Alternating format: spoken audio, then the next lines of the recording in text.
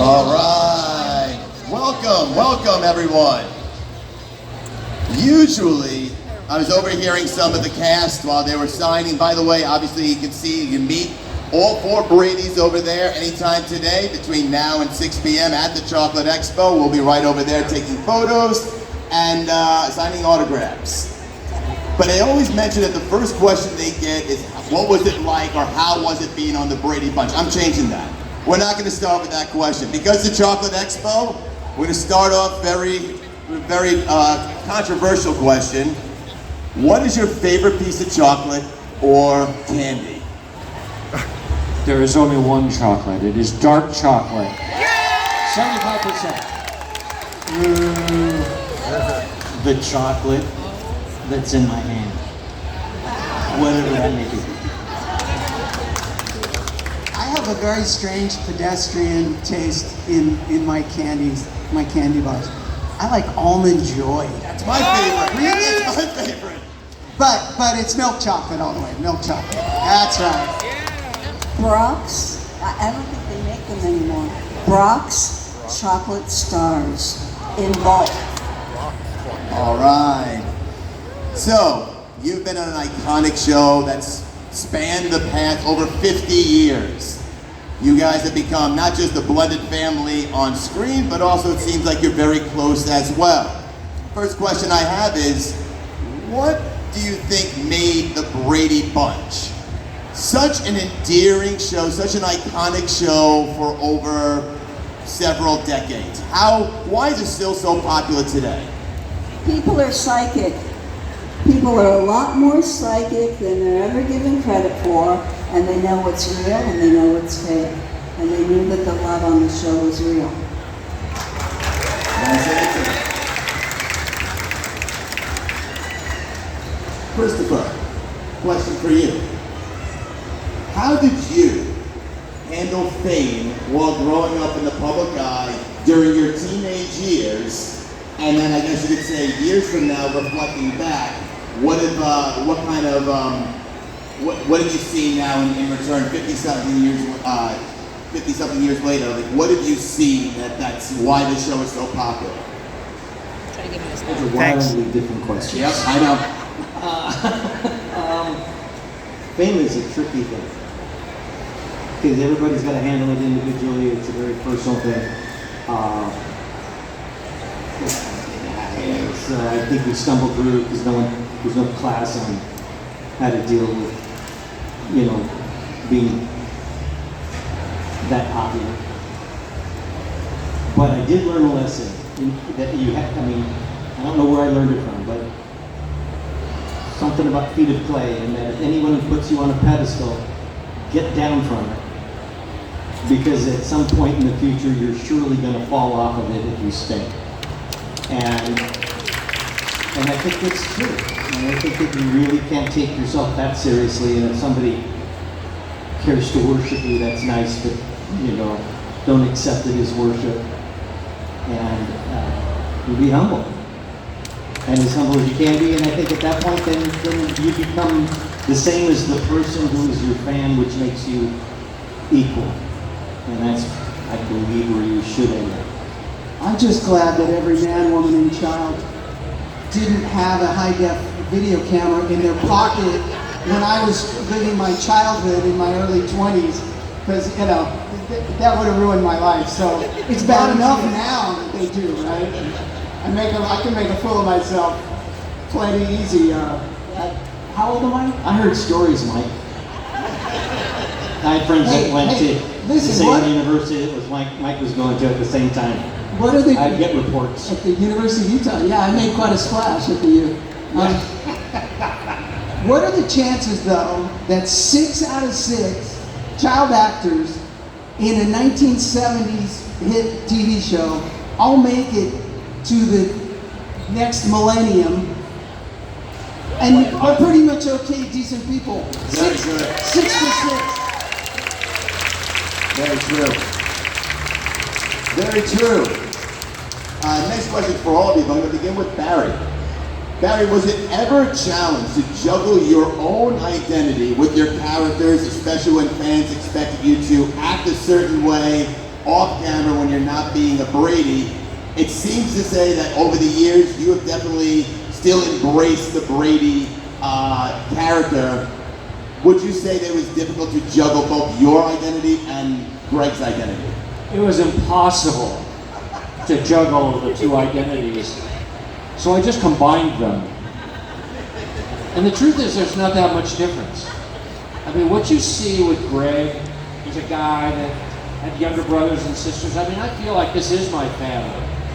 You see somebody who's trying to make things work, trying to explore life, trying to go on, trying to be a good person, trying to use exact words whenever I could. And by the way, I never once played ball in the house. I never once threw a football in my sister's nose. Trouble over here. I never lost to my sister in a driving contest. No affairs That with was so goats. fake. That was so fake. I never would have lost if the script didn't say so. What about the goats, Barry? Raquel? You're gonna dish Raquel? I was just jealous. So, I think there's a nice blending of who the character is and who I am, and I get to make and meet a lot of people that I like a great deal and make friends with. I want to go back to a question you asked about how could you believe that it would still be, the show would still be successful. I will tell you, honestly, it's because of collectively you being here today, you caring about us, you asking for pictures over there, having us sign them, having us take them. And I know that because I ask people, what did you like about the Brady Bunch? And they will tell me invariably, well, I like that you all got along. I love that your parents believed you and would try and work with you. I love that there was communication. I love that you guys shared a chemistry and we really thought you were a family. And those are the qualities of the show, and these are the qualities that our fans, our viewers, our public, the people that have enjoyed our show watched, and they understand and they get, and that's what we were trying to do.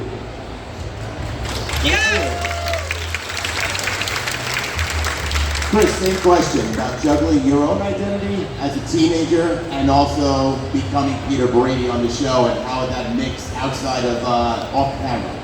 They're the same.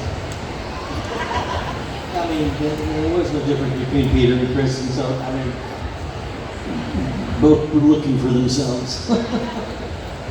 That's fun. How many times did anyone shout out pork chops and applesauce to you on a daily basis? And counting? You might as well do it now. There we go. Pork chops and applesauce.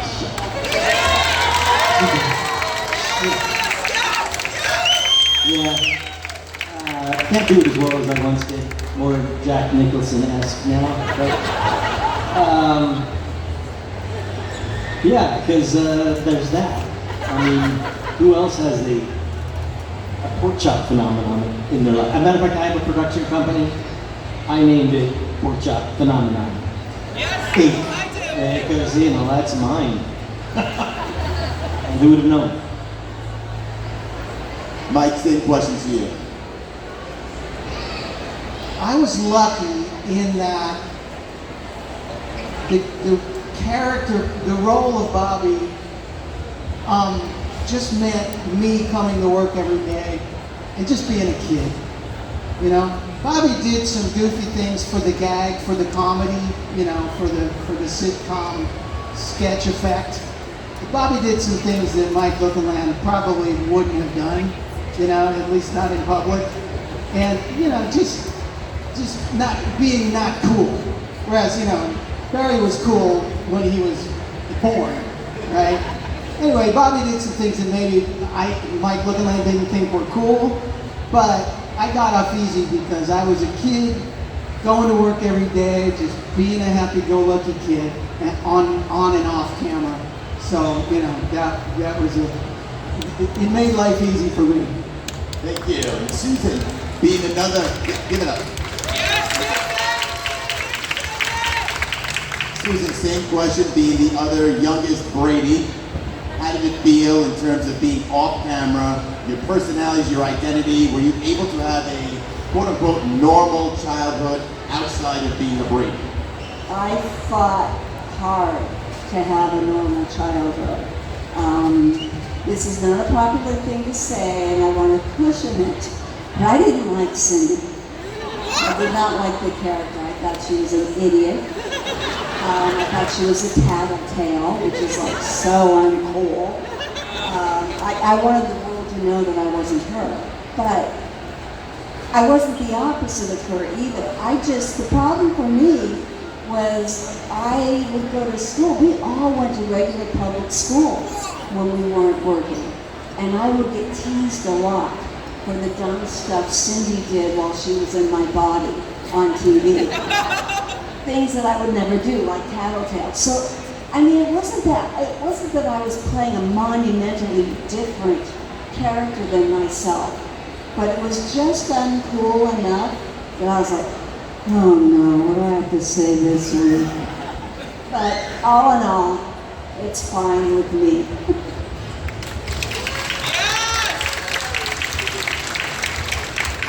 Well, speaking about Cindy, you can't talk about Cindy without talking about her iconic lisp. Oh, yeah! That was real. We're going to talk about real and what's fake, but that was real. Were you ever self-conscious about it? Totally. And when they made the episode, oh, thank you. Now you go to school and everybody has more ammo to tease me with. Thank you. I actually went to a special S clinic. When I was 19, I was going to the American Academy of Dramatic Arts, and I really only went to the S clinic because there was a cute guy going to the clinic as well. But my teacher, Rocco Dalvera, got my lisp to the point where he said, you know, it's really as good as it's going to get. You have a very small mouth. I have braces, I have teeth pulled, I have a small mouth. And, but what was funny to me was, so he got it as good as it could get. And when I was little, I couldn't hear it unless I watched the show, and then I'd start crying.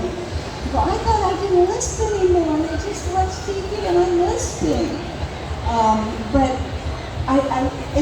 sometimes, you just know there's a God because he's messing with you, and he's showing you stuff.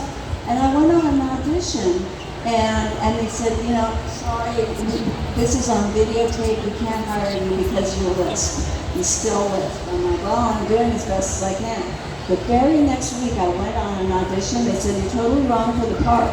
But I've got to ask you, how did you get over that lisp? Your speech is so clear. So go figure. I can hear it. I've done a lot of radio and podcasts and stuff, and I always have my headphones to the side because to me, every time I say an S, it sounds like cymbals crashing. So I'm still a little self-conscious about it. Just a little. So continuing with Mike and Susan, you guys were the youngest on the show. How did the other cast members treat you? Were they treating you like the youngest, the little sister or little brother? Did you look up to the older cast members as role models? I remember very, very well a moment with Barry where we were playing in the abandoned commissary on the Paramount Rock. And we were playing the meat lockers and various places where we shouldn't have been. And there was a ladder to go up. And I was hesitant. And Barry took me aside, because Barry didn't have younger siblings at home. And he took a very big brotherly role and said, hey, Susan, come here. If you're not comfortable with this, you don't have to do it. Which is so completely unlike my brother at home. Yes! Which would have said, come on, let's scare the crap out of Susan. So that was very, very nice, and he took on the role of big brother. Did you lock you in the meat locker then? We locked Lawrence Henderson's daughter in the meat locker and kind of forgot about it. Yeah, we got in trouble. Yeah, we got in big trouble for that. Yeah. There was definitely a family dynamic then, much as there is now. And I'm the little brother, and I could be in Chris's world a little, Yeah, I wasn't anywhere near. Barry was way out of my league, you know, and it was very much a matter of, like you said, of little brother and big brothers, and I looked up to them mainly because they brutally made fun of Maureen McCormick. Teenage Maureen, You said they. You two guys. Well, what about you? You joined in. And oh yeah, no, I just tagged along with wide eyes saying, oh, so that's how you do it. There was Maureen got some teasing, and I enjoyed being a spectator in that event. And Barry, a question for you, the complete flip side, being the oldest member of the Bradys, did you feel an added responsibility being the older sibling and looking after all the younger ones? I'm the youngest of three boys in my family, so I was excited to become the eldest.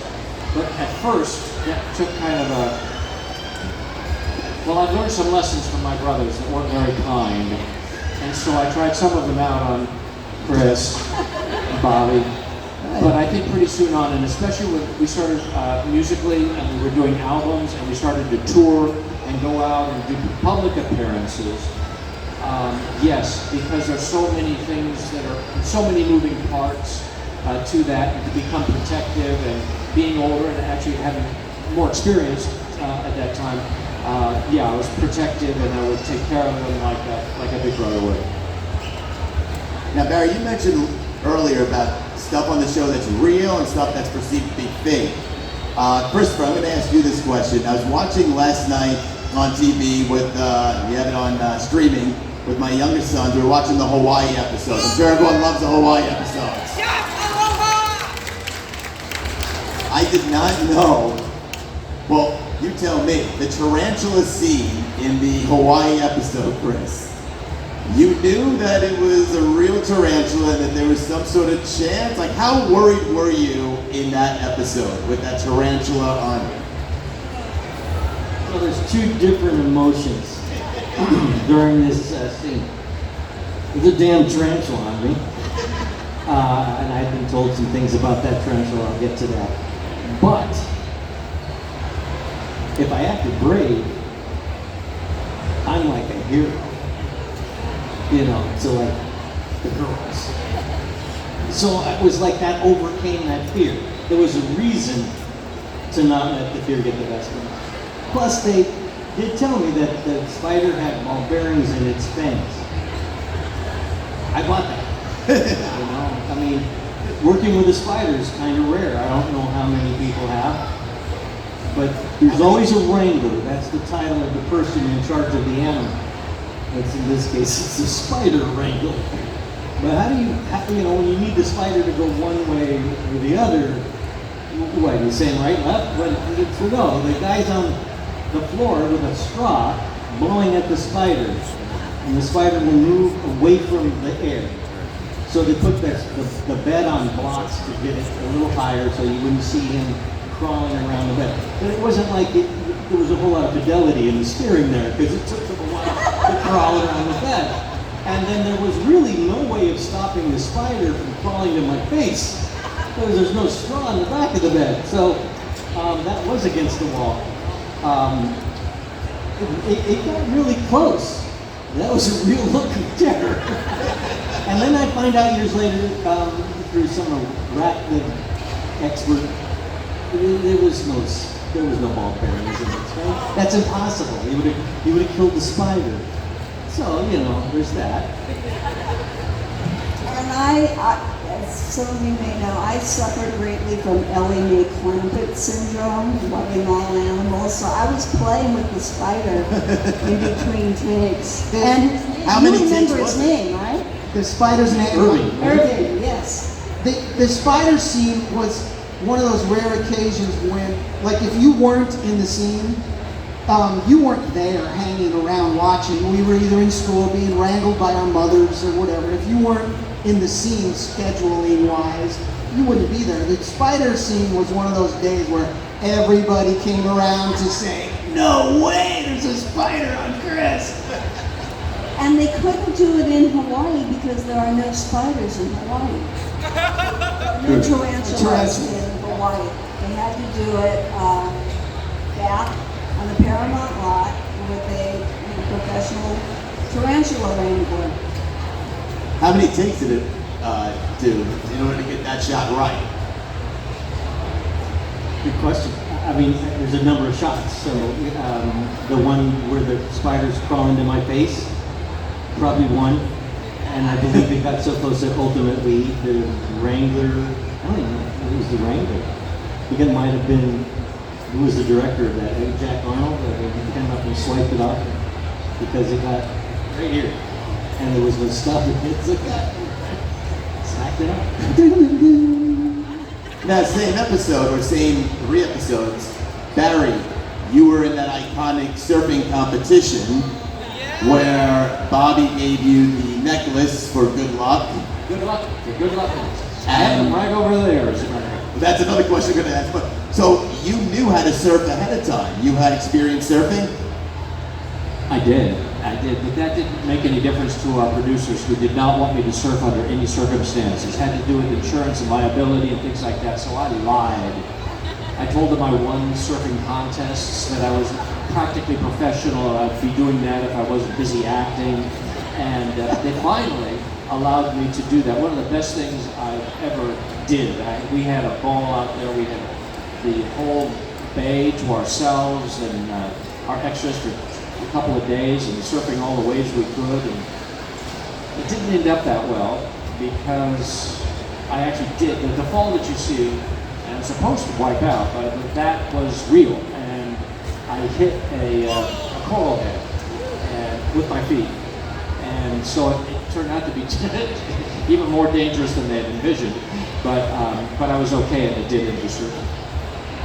Yeah, I know some people have said to me, yeah, it doesn't look that spectacular. It wasn't a wipeout. If you look at it, it looks like his face went right into the coral. And apparently the crew thought that, he might be dead.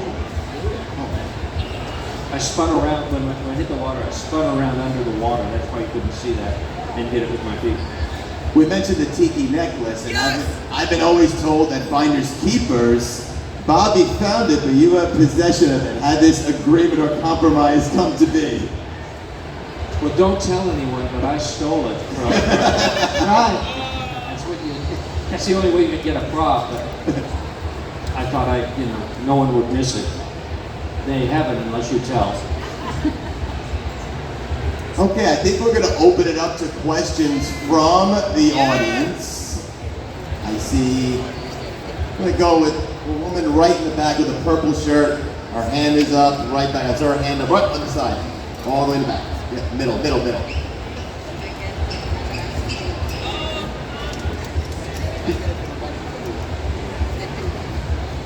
Throw the microphone up like a wedding corsage. Oh, there we go. Get really close to it. Okay, thank you for taking my question. I just want to say that my whole entire life, I watched this show from being a little kid to today. I still watch it. I'm hooked on it. My question is for Susan. I always thought you were adorable, cute as could be. I love your curly hair. Still is. Yeah. And I'd like to know, did they bleach your hair blonde or was You bet. Everything you can do to hair, they did to me. If you look like in the 3rd season, my hair is a different shade of blonde every episode. They were trying out different things.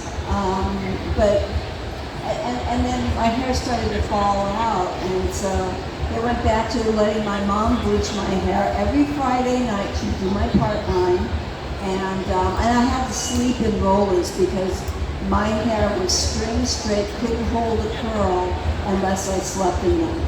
But my mother was responsible for those pigtails. In 1970, trying different things meant a whole cocktail of weird chemicals, right? Yeah. Poor thing. My hair did start growing. All I had was Miss Clairol Jet Black number 23 or whatever. I remember the little bottle, it said Jet Black. I'm as flaxen blonde. Nice. Wow. This is a question for Mike.